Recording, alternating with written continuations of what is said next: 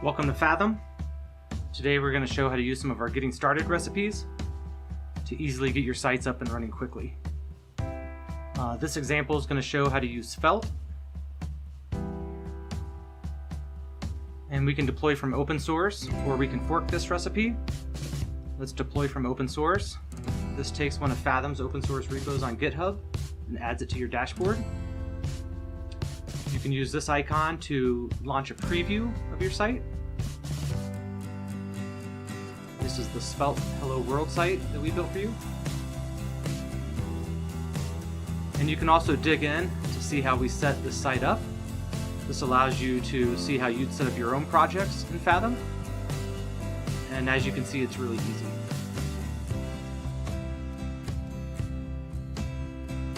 And a reminder, this is how you launch a preview of your site.